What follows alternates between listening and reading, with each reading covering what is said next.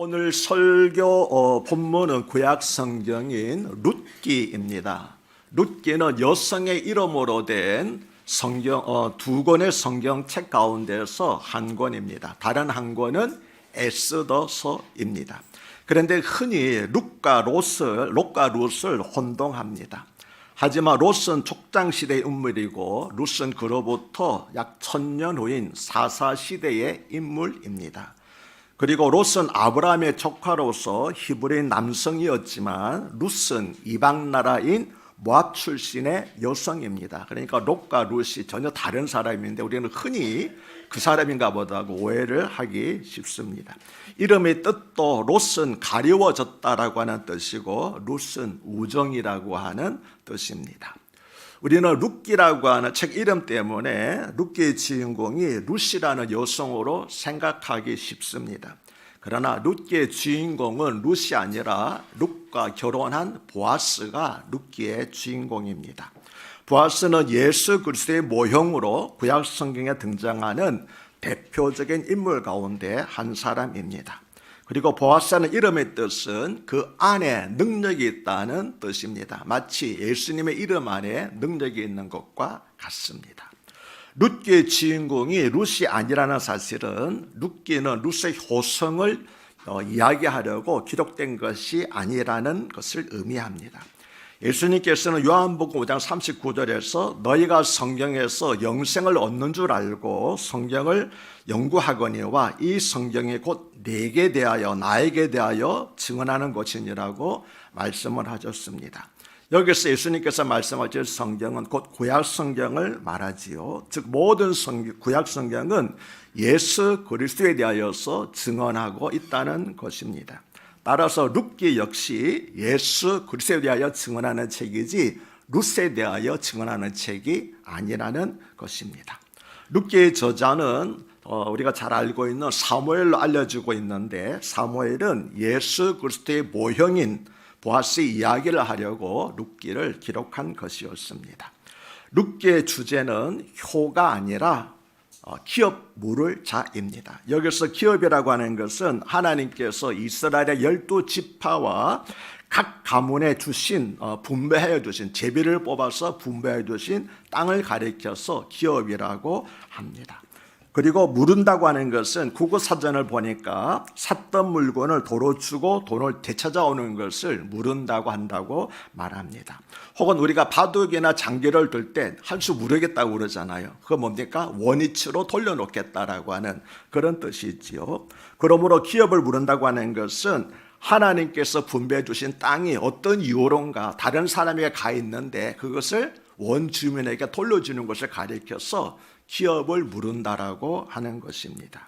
그런데 기업 물을 자라고 번역된 히브리어는 고엘이라고 하는 단어입니다. 이 단어는 가장 가까운 친족으로서 어려움 당한 사람을 구해줄 의무와 권리가 있는 사람을 가리켜서 히브리어로 고엘이라고 말합니다. 고엘에 해당하는 가장 가까운 친족, 성경은 이제 그 한문으로 줄여서 근족이라고 번역을 하였는데 가장 가까운 친족에게 부여되는 의무와 권리는 크게 세 가지였습니다. 첫째는 어떤 친족 가운데서 어떤 사람이 가난하여 땅을 팔았을 경우에 그 땅값을 대신 물어주어 그 땅을 되찾도록 하게 하거나 혹은 빚 때문에 종으로 팔려갔을 경우에 대신 그 사람의 빚값, 즉 몸값을 물어주어서 자유롭게 해주는 것을 말합니다. 둘째는 어떤 사람이 아들이 없어서 대를 잇지 못하게 되었을 경우에, 즉 아들이 없어서 대가 끊기게 되었을 경우에 그 죽은 사람의 아내와 결혼하여 아들을 낳아주는 것입니다. 셋째는 어떤 사람이 억울하게 피살되었을 때에 살인자를 대신 죽임으로써 원한을 갚아주는 것, 이것이 가장 가까운 근족에게 친족에게 주어진 권리와 의무였습니다. 룻기에는 이 기업물을 자라고 하는 말이 무려 9번이나 나오고 같은 의미로 사용된 가까운 친족이라는 말도 3번이나 등장을 합니다. 따라서 룻기를 관통하는 핵심 단어는 바로 이 기업물을 자 히브리어로 고엘이라고 하는 단어입니다. 오늘 설교 본문 역시 4장 1절에서 보아스가 성문으로 올라가서 거기 앉았더니 마침 보아스가 말하던 기업 물을 자가 지나가는지라 보아스가 그에게 이르되 아무개여 이리로 와서 앉으라 하니 그가 와서 앉음이라는 말씀으로 시작을 합니다. 우리는 여기서 잠깐 보아스가 이러한 행동을 하게 된 배경을 조금 살펴볼 필요가 있겠습니다. 베들레헴에 살고 있던 이스라엘 사람 중에 엘리멜렉이라고 하는 유력자가 있었습니다. 학자들은 아마도 베들레헴의 지도자 가운데서 한 사람일 거로 생각을 하는데, 왜냐하면 그 이름의 뜻이 하나님이 나의 왕이시라고 하는 이름을 가지고 있기 때문입니다. 그의 아내 이름은 나오미였는데 즐거움 또는 희락, 기쁨이라고 하는 뜻을 가지고 있습니다. 그런데 베들레헴에 가뭄이 들자 이 베들레헴의 지도자 가운데 한 사람이었던 엘리멜렉은 아내와 두 아들을 데리고 바로 이웃나라인 모압으로 이주를 해버렸습니다.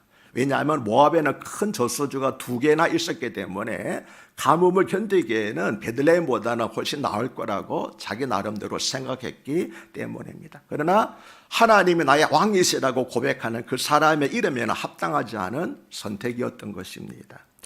그래서 엘리멜렉은 모압으로 이주하고 얼마 되지 않아서 죽었고, 모압 여인들과 결혼한 두 아들도 모압으로 이주하고 10년 되던 해에 잇따라서 죽었습니다. 왜 죽었는지 그 이유는 성경은 말하고 있지 않지만 학자들은 아마도 하나님의 징계가 아니었겠는가라고 말하고 있습니다.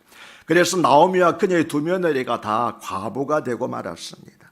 이처럼 절망적인 상황에 놓였을 때에 나오미는 이스라엘에서 드디어 가뭄이 끝나고 풍년이 들었다고 하는 소문을 들었습니다. 그래서 베들레헴으로 돌아갈 결심을 하게 되었지요. 그리고 두 며느리에게는 너희는 재혼하여서 새로운 삶을 살라고 권하였습니다. 그러자 맏며느리는 친정으로 돌아갔지만 작은 며느리 룻은 끝까지 시어머니인 나오미를 따라갔습니다. 룻은 시어머니 나오미를 따라가는 이유를 이렇게 말하였는데, 우리 룻기 1장 15절로부터 18절을 함께 읽겠습니다. 함께 읽습니다. 나오미가 또 이르되 보라, 내 동서는 그의 백성과 그의 신들에게로 돌아가나니 너도 너의 동서를 따라 돌아가라 하니, 룻이 이르되 내게 어머니를 떠나며 어머니를 따르지 말고 돌아가라 강권하지 마옵소서. 어머니께서 가시는 곳에 나도 가고 어머니께서 머무시는 곳에서 나도 머물겠나이다. 어머니의 백성이 나의 백성이 되고 어머니의 하나님이 나의 하나님이 되시리니 어머니께서 죽으시는 곳에서 나도 죽어 거기에 묻힐 것이라. 만일 내가 죽는 일 외에 어머니를 떠나면 여호와께서 내게 벌을 내리시고 더 내리시기를 원하나이다 하는지라. 나오미가 룻이 자기와 함께 가기로 굳게 결심함을 보고 그에게 말하기를 그치니라. 아멘. 우리는 바로 이러한 룻의 고백을 통해서 시어머니 나오미의 선한 영향력을 발견하는 것과 함께 룻이 나오미를 따라간 가장 중요한 이유를 발견할 수가 있습니다. 그것은 다름이 아니라 바로 어머니의 하나님이 나의 하나님이 되시리니라고 하는 고백입니다. 즉 룻은 모압 사람들의 신인 그모스라고 하는 잔인한 우상을 버리고, 왜냐하면 그모스에게 제물을 바칠 때는 자기 자녀들을 이렇게 철로 된 그 우상이거든요. 이렇게 손 만들었는데 그의 아이들을 불태워 죽이는 그런 제사였기 때문에 얼마나 잔인합니까? 바로 그 그모스라고 하는 잔인한 우상을 버리고 참신이신 여호와 하나님을 섬기기로 결심한 것이었습니다. 이 사실은 보아스가 룻기 2장 12절에서 룻에게 여호와께서 내가 행한 일에 보답하시기를 원하며 이스라엘의 하나님 여호와께서 그의 날개 아래에 보호를 받으러 온 너에게 온전한 상 주시기를 원하노라 한 말을 통해서도 알 수 있습니다. 룻은 더 이상 그모스를 의지하지 아니하고 이스라엘 하나님에게 보호받기를 원하여서 어머니의 하나님이 이제 나의 하나님이 될 것입니다라고 고백하며 따라간 것이었습니다. 10년 만에 나오미가 룻을 데리고 다시 베들레헴에 돌아왔을 때는 마침 보리 추수를 시작할 때였습니다. 즉 맥추절이라고 하는 절기였습니다. 그래서 이스라엘 백성들은 지금도 맥추절에는 룻기를 읽습니다. 그러나 고향에 돌아왔고 보리 추수를 시작할 때였지만 나오미에게는 추수할 밭이 없었습니다. 이미 그 밭은 다른 사람에게 넘어갔기 때문이지요. 그래서 룻이 추수하는 밭에 며느리인 룻이 추수하는 밭에 가서 떨어진 이삭을 주어서 생계를 꾸려나가기로 하였습니다. 왜냐하면 이스라엘의 율법에 의하면은 추수하다가 떨어진 이삭은 다시 죽지 아니하고 밭이 없는 기회 없는 사람들과 나그네들에게 주도록, 그래서 다시는 죽지 못하도록 하는 율법이 있었기 때문입니다. 그리고 추수할 때 밭 모퉁이에 있는 것은 주사하지 말고 역시 가난한 사람들을 위해서 남겨두라고 하는 율법이 있었기 때문에 그래서 롯은 그 이삭 찌꺼기라도 구해다가 먹고 살려고 나선 것이었습니다. 룻기 2장 3절은 룻이 가서 베는 자를 따라 밭에서 이삭을 줍는데 우연히 엘리멜렉의 친족 보아스에게 속한 밭에 이르렀다라고 말씀합니다. 여기서 우연이라고 했지만 실은 우연이 아니라 하나님의 인도하심이었습니다. 참새 한 마리가 땅에 떨어지는 것도 하나님의 허락 없이는 되지 않는다고 하신 예수님의 말씀처럼 우리 하나님의 백성들에게는 결코 우연이라고는 없고 모든 것이 다 하나님의 섭리 가운데 이루어지는 것이기 때문입니다. 이것은 2장 4절에 마침 보아스가 베들레헴으로부터 와서 베는 자들에게 이르되라는 말씀으로 더 확실히 됩니다. 룻은 우연히 보아스의 밭에 갔지만 마침 그때 보아스가 베들레헴 성읍에 살고 있다가 자기 밭을 보러 내려왔다고 하는 것이죠. 좀 더 자세히 알기 위해서 우리 2장 4절로부터 9절을 함께 읽겠습니다. 마침 보아스가 베들레헴으로부터 와서 베는 자들에게 이르되 여호와께서 너희와 함께 하시기를 원하노라 하니 그들이 대답하되 여호와께서 당신에게 복 주시기를 원하나이다 하니라. 보아스가 베는 자들을 거느린 사환에게 이르되 이는 누구의 소녀냐 하니 베는 자를 거느린 사환이 대답하여 이르되 이는 나오미와 함께 모압 지방에서 돌아온 모압 소녀인데 그의 말이 나로 베는 자를 따라 단 사이에서 이삭을 죽게 하였고 아침부터 와서는 잠시 집에서 쉰 후에 지금까지 계속하는 중이니이다. 보아스가 룻에게 이르되 내 딸아 들어라. 이삭을 주우러 다른 밭으로 가지 말며 여기서 떠나지 말고 나의 소녀들과 함께 있어라. 그들이 베는 밭을 보고 그들을 따르라. 내가 그 소년들에게 명령하여 너를 건드리지 말라 하였느니라. 목이 마르거든 그릇에 가서 소년들이 길어온 것을 마실지라 하는지라. 아멘. 여기서 보아스가 말한 나의 소녀들이라고 하는 사람들은 추수하는 남자들의 밭을 뒤따라가면서 추수한 그 베는 것들을 곡식단을 묶는 여자들을 가리켜서 나의 소녀들이라고 말합니다. 즉 보아스는 룻이 보리단을 묶는 여인들 틈에서 마음껏 이삭을 줍도록 특별 배려를 해준 것이었습니다. 보아스는 그가 이방 여인인 룻에게 이처럼 특별 배려를 해주는 이유를 다음과 같이 말하였습니다. 이번에는 이제 2장 10절로부터 12절을 함께 읽겠습니다. 룻이 엎드려 얼굴을 땅에 대고 절하며 그에게 이르되 나는 이방 여인이거늘 당신이 어찌하여 내게 은혜를 베푸시며 나를 돌보시나이까 하니 보아스가 그에게 대답하여 이르되 내 남편의 죽음으로 내가 시어머니에게 행한 모든 것과 내 부모와 고국을 떠나 전에 알지 못하던 백성에게로 온 일이 내게 분명히 알려졌느니라. 여호와께서 내가 행한 일에 보답하시기를 원하며 이스라엘 하나님 여호와께서 그의 날개 아래에 보호를 받으러 내게 온전한 상 주시기를 원하노라. 보아스는 단순히 하나님께서 그렇게 해주시기를 바란다라고 그렇게 축복하는 거로 끝나지를 않았습니다. 보아스의 말뜻은 무엇입니까? 보아스가 한 말이 숨겨진 의미는 나는 여호와 하나님께서 그의 날개 아래 보호를 받으러 온 사람에게 은혜를 베푸는 하나님의 도구로 그 일을 하였다라고 그렇게 말한 것이었습니다. 보아스란 이름은 힘이 있는 자, 능력 있는 자라는 뜻인데 보아스는 하나님께서 그에게 힘과 능력을 주신 이유를 분명히 알고 있던 사람이었습니다. 보아스의 고백처럼 우리 큰사랑교회 성도님들도 주변에 어려운 사람들에게 은혜를 베푸시는 하나님의 도구로 사용되시기를 주님의 이름으로 축복합니다. 왜냐하면 그것이 바로 하나님께서 우리에게 힘과 능력과 복을 주시는 진정한 이유이기 때문입니다.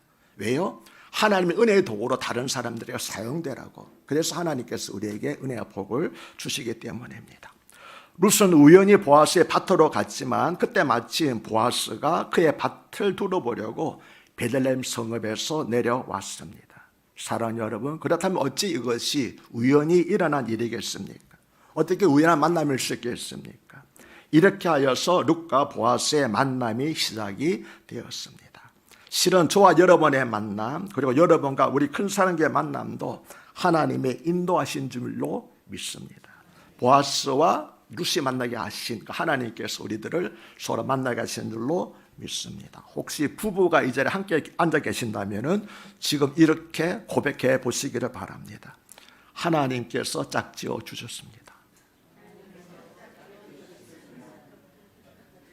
이상한데요. 믿지 않는 것 같습니다. 다시 고백하겠습니다. 하나님께서 짝지어 주셨습니다. 아멘. 하나님께서 짝지어 주신 줄로 믿습니다. 아멘.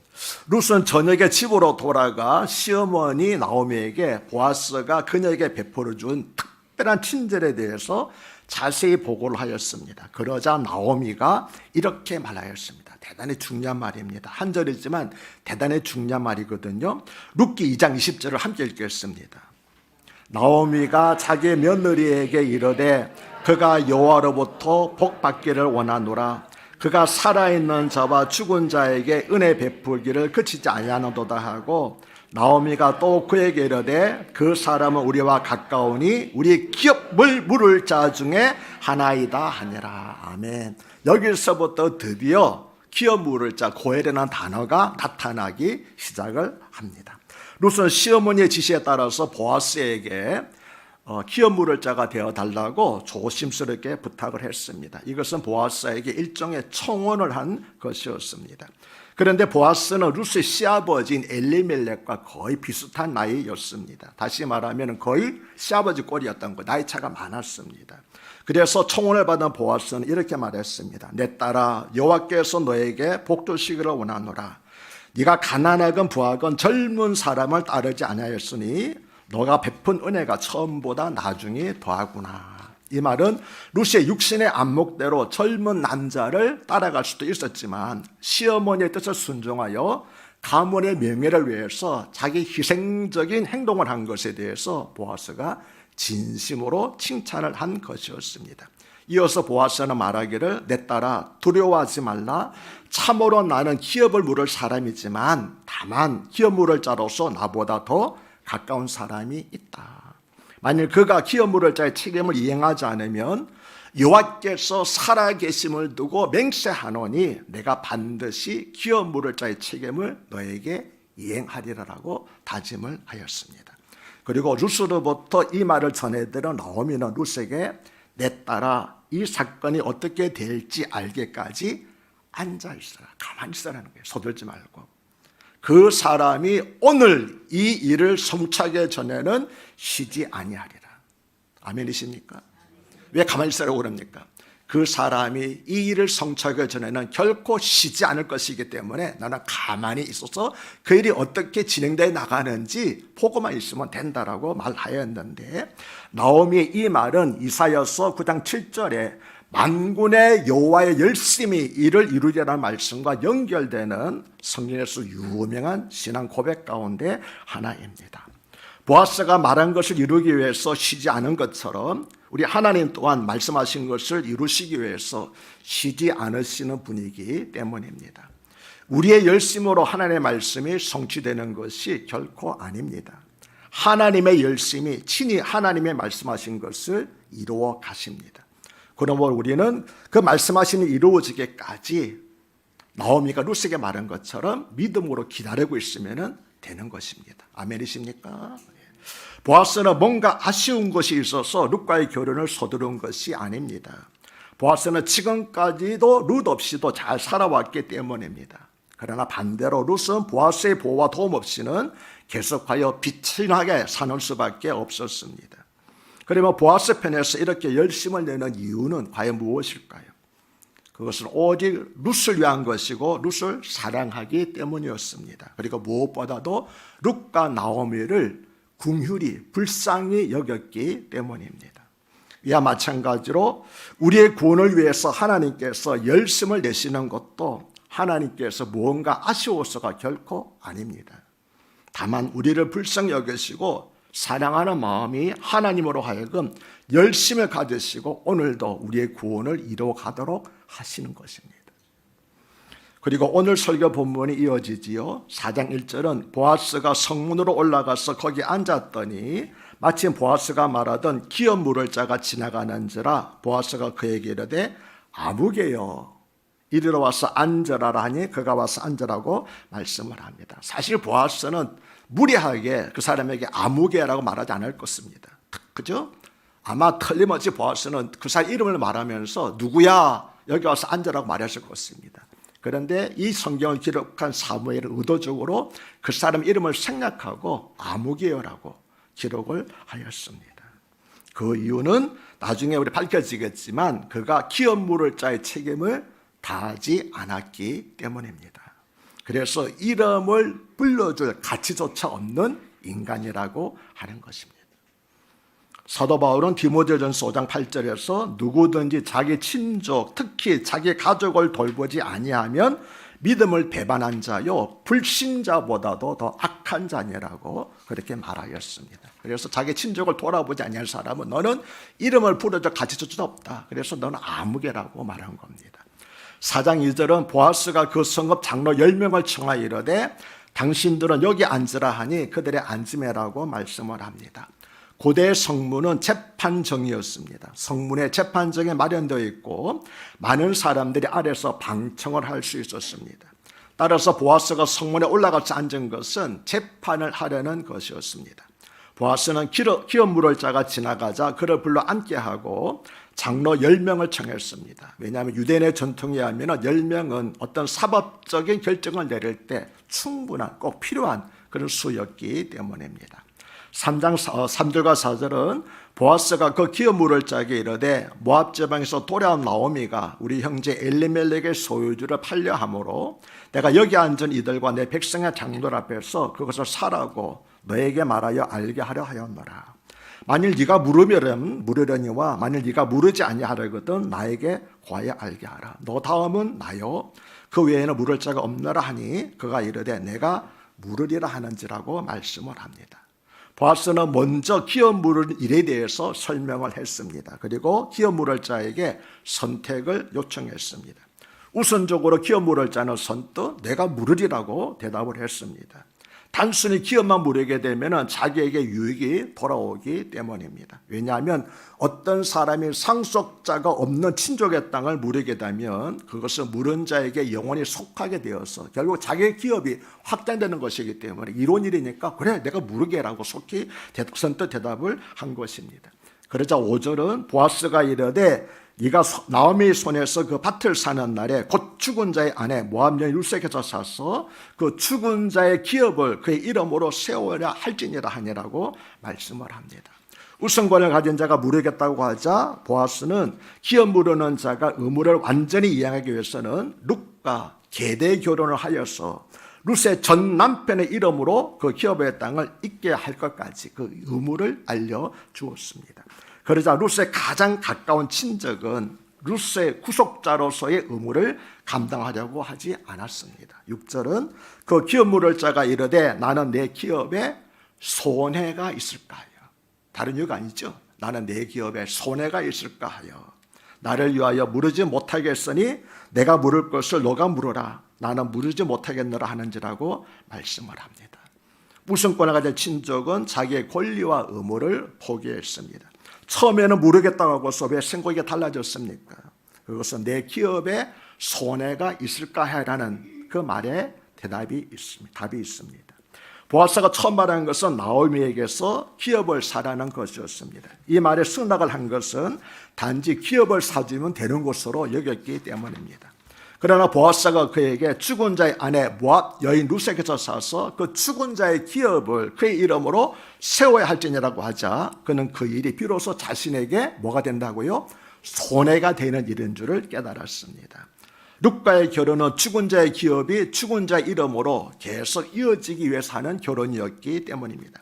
그래서 그 결혼은 결국 남을 위해서 자기 자신을 희생하는 일이었기 때문에 나는 그 일은 하지 않겠다라고 말한 겁니다.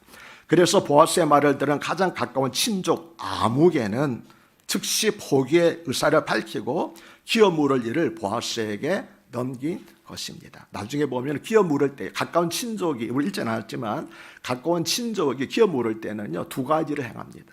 첫째는 자기 신발을 벗어서 넘겨줍니다. 신발을 넘겨다는 것은 권리를 넘겨준 뜻이죠. 두 번째로는 그 권리를 넘겨받는 사람이, 그걸 넘겨준 사람이 얼굴에 침을 뱉습니다. 모욕적인 행동이라는 거. 자기 친족을 돌아보지 않는 사람은 아까 뭐라고 그랬습니까? 불신자보다 더 악한 자라는 거예요. 그래서 그 얼굴에 침을 뱉는 전통이 있었습니다. 보아스의 제안에 당장 밭을 사겠다고 나선 것을 보면은 그는 재산이 상당히 있었던 것으로 보입니다. 그러나 이 사람은 남이 어떻게 되든 자기 생각만 하는 사람이었습니다. 그래서 성경의 저자는 그 이름을 생략하고 아무개라고 한 것입니다. 사람들은 자신에게 유익이 되는 일에 대해서는 참으로 열성적이고 부지런합니다. 반면에 하나님의 말씀의 삶에서 지켜지고 증거되는 일에 대해서는 무관심하거나 소극적입니다. 문제는 이러한 사람이 교회에 많이 있다는 것입니다. 그래서 내가 교회를 위해서 무엇을 해야 하는가에 대해서는 별로 관심이 없고, 교회가 어쩌다 자신에게 소홀히 한 일에 대해서는 크게 서운해하며 화를 냅니다. 이러한 사람을 가리켜서 암흑의 신자라고 하는 것입니다. 그러나 보아스는 철저히 자기 희생적이었습니다. 보아스는 나오미 가정에 기업에 마음이 있었던 것이 아니라 오직 롯을 보호하는 데만 마음이 있었기 때문입니다. 재판을 연 보아스는 자기처럼 롯을 사랑하는 사람이 아니라면 이 재판에 승리할 수 없다는 확신이 있었고, 그것이 바로 재판에 임하는 보아스의 자신감이었습니다. 예상대로 우선권을 가진 친족은 나오미 가정의 기업물을 권리와 의무를 모두 포기했고, 그때 보아스는 그렇다면 내가 나오미 가정의 구속자, 즉 고엘이 되겠다고 자청을 했습니다. 그리고 많은 증인들의 축복 가운데 보아스는 정식으로 룻을 아내로 맞아 결혼하게 되었습니다. 사실 보아스의 요청으로 성문에서 열린 재판은 잘잘못을 가리기 위한 재판이 아니었습니다. 그것은 진정 누가 룻을 사랑하는가 하는 것을 가려내기 위한 재판이었습니다. 그리고 이 재판은 나오미와 룻의 운명이 결정되는 재판이었으며 보아스와 룻의 사랑에 걸린 중요한 재판이었습니다. 만약 보아스보다 우선적으로 기업물을 권리를 가진 아무개라는 사람이 자신의 권리와 의무에 따라서 나오미 가정의 구속자가 되기로 결정한다면 그것으로 모든 것이 끝나버리고 맙니다. 보아스와 룻을 맺어주려고 했던 나오미의 간절한 바람도, 보아스와 룻 사이의 사랑도 끝이 나고 맙니다. 어쩌면 나오미 가정의 기업만 이 사람에게로 넘어가고 나오미와 룻의 형편은 더욱 비참한 지경에 빠질 수도 있었습니다. 그러나 우선권을 가지고 있던 기업물을 자는 손익을 따져서 선택을 포기하고 말았습니다. 이 사실은 우리에게 심각한 경고가 되고 있습니다. 이웃의 불행이나 하나님의 뜻에는 전혀 관심이 없고 오직 자기 눈앞의 이익만 챙기려는 사람은 장차 하나님의 심판대 앞에서 본문의 아무개처럼 되고 만다는 것입니다. 주님께서는 그에게 내가 너를 도무지 알지 못한다고 냉정하게 말씀하실 것입니다. 결국 아무개는 다윗 왕가의 초상이 되고 또한 예수 그리스도의 육신의 혈통의 초상이 될 수 있는 영광스러운 기회를 놓치고 말았습니다. 반면에 보아스는 손익을 따지지 않고 사랑을 위해 룻을 선택하고 자기 재산을 희생했습니다. 그 결과 보아스의 이름과 그의 아름다운 행위는 성경에 영원히 남겨지게 되었습니다. 누구나 하나님 앞에 기록될 만한 아름다운 결단을 하지 못한 사람은 하나님 앞에서 그 이름이 아무개로 남게 됩니다. 우리들의 이름은 하나님 앞에 기록되는 이름이 되어야 합니다. 이름은 그 사람의 인격과 자기의 정체성입니다. 그러므로 우리 근사한교회 성도님들은 한 번도 하나님 앞에서 아무개로 남지 마시기를 간곡히 부탁을 드립니다.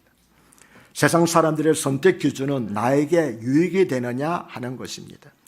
그러나 우리 성도들의 선택 기준은 하나님의 영광과 하나님의 나라를 위해서 유익이 되느냐 하는 것입니다.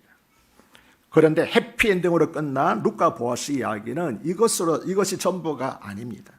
룻과 보아스 이야기는 바로 우리들의 이야기입니다. 왜냐하면 우리는 룻처럼 하나님의 언약에서 제외된 이방인이었고 세상이라고 하는 우상을 섬기는 자들이었기 때문입니다. 그리고 죄 아래 팔려 죄의 종으로 비참하게 살아가고 있었기 때문입니다. 그런데 우리를 죄에서 구원하시려고 예수님께서 십자가에 못 박혀 죽으셨습니다. 보아스는 한 가정을 구원하기 위해서 자기의 재산을 희생했지만 하나님의 아들이신 예수님은 온 인류를 죄에서 구원하시기 위하여서 자신의 목숨을 버리셨습니다. 그래서 보아스의 희생과 예수님의 희생은 비교할 수가 없습니다. 단지 예표일 뿐입니다. 예수님께서는 마가복음 10장 45절에서 인자가 온 곳은 섬김을 받으려 함이 아니라 도리어 섬기려 하고 자기 목숨을 많은 사람의 대속물로 주려 함이라고 말씀을 하셨습니다. 이 말씀은 하나님의 아들이신 예수님께서 이 세상에 오신 목적과 그분의 삶을 단 한마디로 요약한 것입니다. 룻이 다른 사람의 밭에서 이삭을 주어서 연명할 수밖에 없던 당시에 그녀에게 찾아온 보아스는 마치 죄로 인해 세상에서 힘들어한 우리에게 찾아오신 예수님과 같은 존재입니다. 룻은 보아스를 만나서 조조받은 것 같았던 그녀의 삶이 회복되고 세상에서 가장 행복한 여인이 될 수 있었습니다. 이처럼 누구든지 진정 예수 그리스도를 만나 예수님을 나의 구주로 영접하고 그분의 진정 나의 모든 것이 되시며 나의 신령이 되신다면 우리도 룻처럼 행복한 사람이 될 수 있을 것입니다. 절망감에 빠져 자결하라고 하던 빌립보의 간수가 내가 어떻게 해야 구원을 받겠습니다라고 사도 바울에게 물었습니다. 그러자 사도 바울은 이렇게 선포를 하였습니다. 사도행전 16장 30절 말씀이죠. 주 예수를 믿어라. 그리하면 너와 내 집이 구원을 얻으리라. 할렐루야. 하나님 아버지, 오늘 말씀을 통하여서 보아스가 아니라 보아스가 예표하는 예수님이 어떤 분인지를 깨닫게 해주시니 감사합니다. 룻은 나와 상관없는 여인이 아니었고 바로 우리 자신의 모습이었습니다. 주여, 룻과 같은 우리를 보아스처럼 만나주셔서 죄에서 비참한 삶에서 구원해 주시니 감사합니다. 바라고 원하는 것은 내가 이처럼 주님의 사랑으로 구원받았사오니 이제 나도 다른 삶을 위하여서 희생하고 헌신하며 삶으로 말미암아 하나님 앞에서 아무개가 되지 말게 없이고 보아스처럼 그 이름이 영원히 기억되는 사람이 되게 하여 주시옵소서. 예수님 이름 받들어 간곡히 기도드리옵나이다.